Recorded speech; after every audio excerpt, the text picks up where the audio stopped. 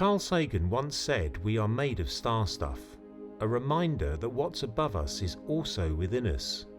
So when we stood beneath the dark sky, tilted our heads back and felt something stir, it's not just awe, it's a quiet pull back toward the stars.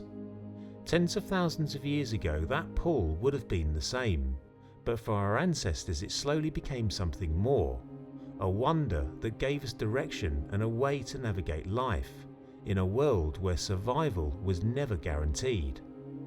And it all happened long before we lost the night sky to the lights of our cities. But because we could watch, we learned the patterns, we traced their rhythms, and in doing so began to change ourselves, setting in motion our journey back to the stars. Long before tools or temples, before the great pyramids were raised or language was written in clay tablets, we were already watching the sky. It moved in silence but with purpose. Night after night the moon returned, and so did the stars.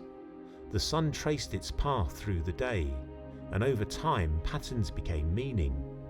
We saw shapes, told stories by firelight, and began to realize the stars weren't just beautiful, they were useful. A waxing moon signaled herds on the move. A returning bright star foretold the rains. A shadow crawling across the sun turned day into night. These weren't just coincidences, they were signs, messages from above we could use. With no writing, we were remembered by firelight, passing sky wisdom from one generation to the next. The sky became a tool, it warned us, it fed us, it guided us. Near the headwaters of the Nile, someone picked up a bone and began to mark time. Dozens of careful notches carved into its surface. These weren't random marks, they followed a pattern, a purpose. Today we call it the Ishango bone, and some believe it's the world's first calendar. Whether it tracks the moon, the seasons, or something sacred, its message is clear. This was more than memory, it was knowledge etched into bone, because someone was watching the sky, and what they saw they could not afford to forget. In the painted caves of Lascaux, France, one image stands out, a bull, with a tight cluster of dots above it. They might seem like decoration, but some believe they mark the Pleiades, a star cluster linked to migration and harvest across cultures and time. If that's true, it means something remarkable. Our ancestors weren't just painting what they saw, they were recording what they knew. It wasn't just art, it was knowledge encoded in image, observations turned into memory. As knowledge passed down, we began to notice more. Patterns within patterns, rhythms within rhythms. A star on the horizon meant rain, a waxing moon signalled change. The sun at solstice marked a season's turn.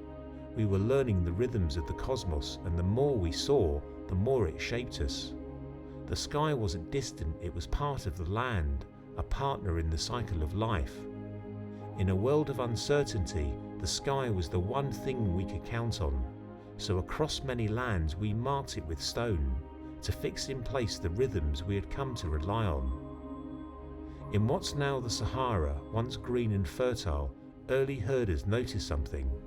When Sirius returned to the dawn sky, the rain soon followed, so they marked it. Over 7,000 years ago, they placed stones in the land, aligned with Sirius and the solstice. Nabta Playa wasn't just a temple, it was a survival tool. Over 11,000 years ago, hunter-gatherers built something remarkable. Towering T-shaped pillars arranged in circles, some carved with animals, others with abstract symbols. They hadn't yet settled, they hadn't farmed, but they paused long enough to build this. And though its purpose is still debated, some believe it may align with the stars, perhaps the belt of Orion, perhaps the rising of Sirius.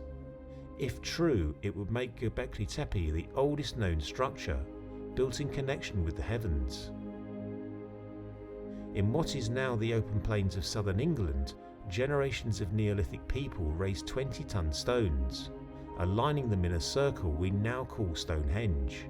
Its layout aligned with the summer solstice sunrise and the winter solstice sunset. making it more than a monument. It was an instrument built to track time, mark the turning seasons and connect Earth with sky.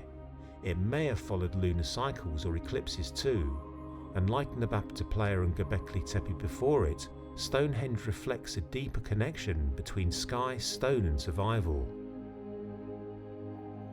Through the ages, the moon became our clock, the sun a signal of change.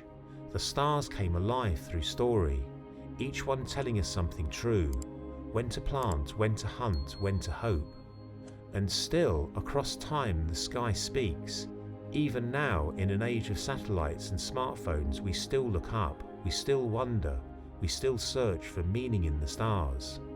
And now, one of our star maps travels through space, a golden record aboard Voyager, still adrift through the dark. A reminder that long after we learned to read the sky, we began writing back.